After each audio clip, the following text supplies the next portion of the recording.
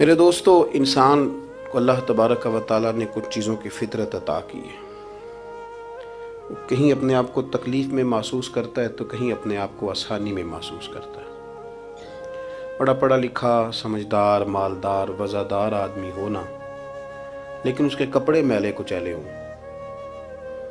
تو نہ وہ کہیں جانے میں آسانی محسوس کرتا ہے اور نہ کسی کو گھر بلانے میں آسانی محسوس کرتا ہے۔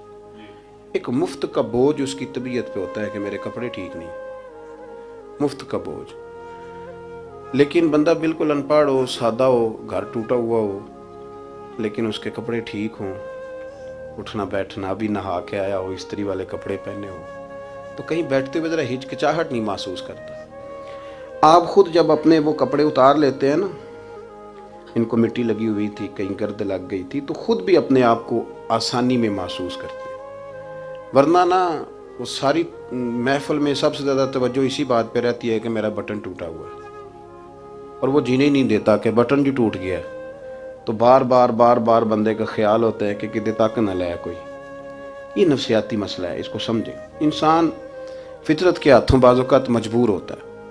جس طرح انسان کا ظاہری حلیہ ٹھیک نہ ہو تو پورے سکون میں نہیں ہوتا، اسی طرح اگر باطن پہ کوئی بوجھ ہو نا، یہ تکبر والا بندہ کبھی سکون میں نہیں رہتا، یہ عجب والا، خود پسندی والا بندہ کبھی سکون میں نہیں رہتا۔ بیماری لگ جاتی ہے نا میری طرح کے کچھ لوگوں کو، بزرگوں کی بات نہیں کرتا کہ ہمیں سٹیج پہ ہونا چاہیے، میں چودھری صاحب ہوں، میں مالدار ہوں، میں علاقے کا بڑا ہوں، میں درویش ہوں، میں صوفی ہوں۔ آپ یقین کریں کہ ان کو پیچھے بیٹھ کے محفل سننے کا مزہ ہی نہیں آتا، وہ ساری محفل میں یہی سوچ رہے ہوتے ہیں کہ کدی کوئی اگے ساتھ لے نا۔ یہ بیماری ہے، یہ سکون نہیں لینے دیتی، یہ ایک مسئلہ ہے۔ خود پسندی، حسد، عجب، کبر، یہ مسائل ہیں۔ آپ جو مرضی کر لیں، یہ آپ کو سکون نہیں لینے دیں گے۔ کسی بندے کا یہ ذہن بن جائے نا کہ میں جانا جاؤں، میں پہچانا جاؤں، تو آپ یقین کریں کہ وہ منتیں کرتا ہے کہ یار کوئی مہربانی کرو، میرا بھی ذکر کرو کہیں۔ شیخ سعدی رحمۃ اللہ علیہ فرمایا کرتے تھے کہ لکڑی کو گھن اتنی تیزی سے نہیں کھاتی جتنی بڑے لوگوں کو خوشامد تیزی سے کھا جاتا ہے۔ ان کا بس نہیں چلتا، ورنہ 2 بندے رکھ لیں 8 گھنٹے کی ڈیوٹی پہ کہ میری تعریفیں کیا کرو، بس نہیں چلتا۔ یہ باطن کے جو میل کچیل ہے نا، میرے رسول کریم کا کمال یہ ہے کہ حضور نے نظر کرم سے سارے ہی دور فرما دیے۔ اور محبوب کے اپنوں نے جب نبی پاک سے دلیل مانگی نا کہ آپ اللہ کے نبی ہیں تو اس کی دلیل کیا ہے، اپنوں نے دلیل مانگی، قریش نے۔ اپنوں کو منوانا ذرا مشکل ہوتا ہے نا، یہ اللہ کا قانون ہے، اس نے چراغ کے بالکل نیچے اندھیرا بنا دیا ہے، اس کا قانون ہے، کیا کیا جائے، نہیں مانتے۔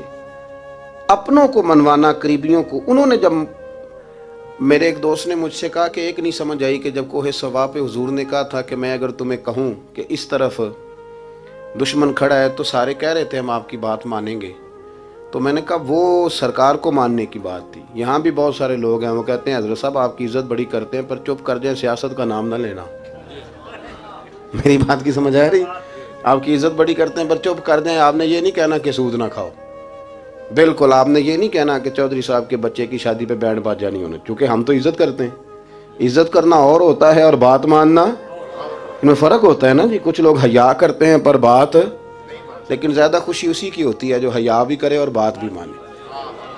اپنوں نے جب دلیل مانگی نا کہ آپ اللہ کے رسول ہیں تو اس کی دلیل کیا ہے، تو اللہ کریم نے فرمایا محبوب ان سے فرمائیے فقد لبثت فیکم عمرا من قبلہ، وہ باہر سے تو نہیں نہ آیا، میں نے تمہارے درمیان عمر کا حصہ گزارا ہے، افلا تعقلون، کیا تمہیں عقل نہیں؟